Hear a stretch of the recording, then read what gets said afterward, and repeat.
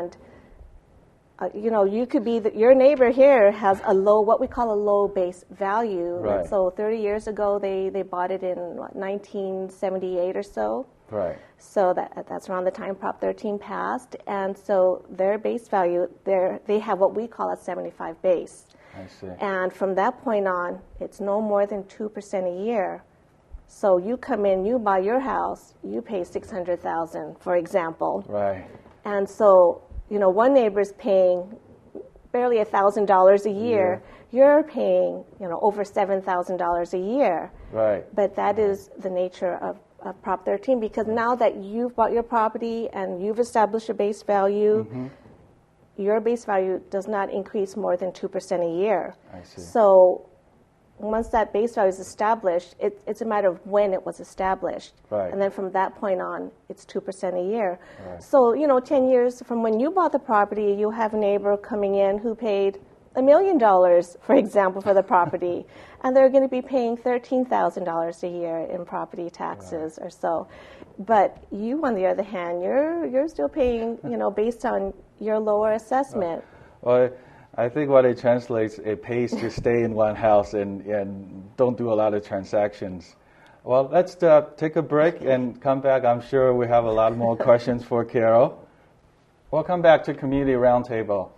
The last two segments, we've been talking a lot about the assessor's office, how they assess the property tax values, and we got a lot of information, great information that I think our viewers can use to benefit. Of course, they're given the economics right now, would benefit them to know how to appeal or file applications if they feel that their assessed value should be lower than what it is now.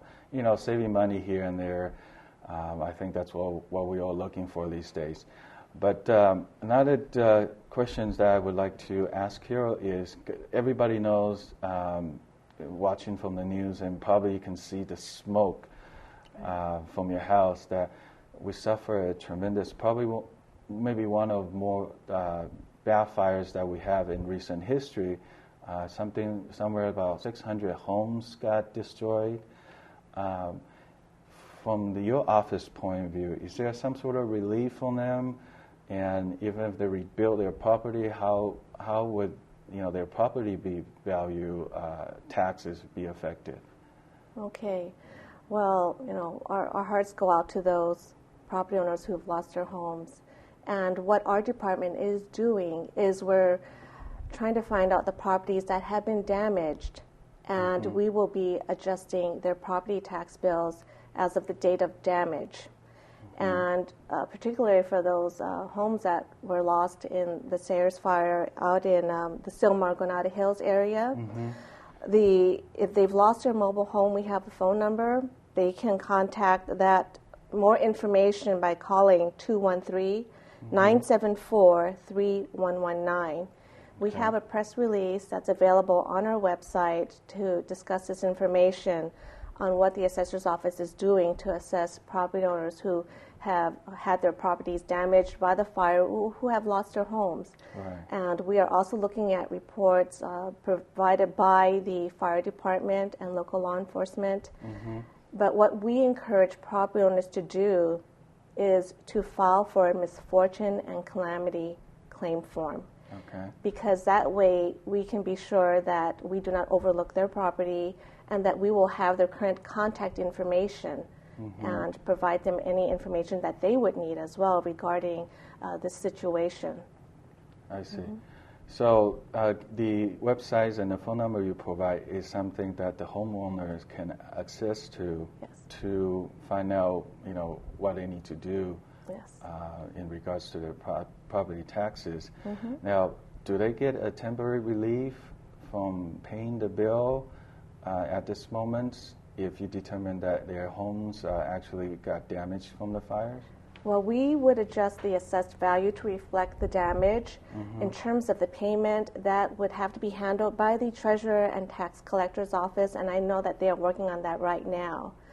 Now, we had talked earlier that, when the value has been reduced, what happens when the property owner rebuilds? That's right. That's okay. right. Yes. So, you would get a reduction because of the damage, and then when you rebuild, we would just basically restore that value. So you would get a temporary tax reduction, but let's say the home was just completely destroyed. Again, you would get a temporary reduction, and then when the house is rebuilt, we would then just restore what was there in terms of we would just put back the value plus the deferred 2%. When you say back to the value, what if when they rebuild, maybe they add an additional room or less than an additional room? Do you reassess the value, or you base on, again, the transaction value or the price they first purchased? And also back to from the last segment, if they've been in that home for 30 years, and the base value at that time was much, much lower than what it would be if they rebuilt, how would the office be looking at that? Well, if they built the exact same footprint, we would restore just their trended Prop 13 base. Okay. But let's say they added an additional 500 square feet to their home. We would then pick up the additional 500 square feet and add that on top of their restored value. I see. So these homeowners, they don't have to worry about if when they rebuild their home that they're going to assess at the current market value. But again, it's back to the Proposition 13. Right, but we would put back their trended base value. Trended value. Their trended base value. Okay, well, that's great. That's actually good for these property owners, that they know if they rebuild their home, they not be faced with the, because, given the current value of these properties in California, it's probably a lot more than 30 years ago. Right. Than 30 years ago. Well, that's a great. Another thing, I know when I first became a homeowner, I bought into a new area. And I always wonder is that not only do I get the regular property tax bill, I also get something called a supplemental tax bill. Could you share with us what does that mean? What is supplemental tax bill? Well, basically, when you first buy property, let's say you bought your first home, the original value, the original assessment that belonged to the seller was a lower value. Let's say they lived in their home for 30 years. Let's say you bought your neighbor's home who's lived in there for 30 years. Right. They have that low base value. Let's say it's at $100,000.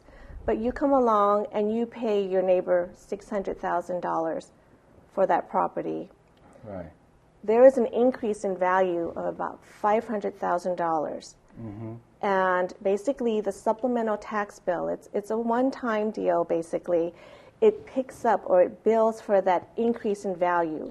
I see. It's billing for that additional $500,000. And so we're just catching up with the taxes because that house, your neighbor's house, was only at $100,000. Right. And so the taxes were being paid on that. But now you're coming along, you're paying $600,000, and so we're going to bill for that increase.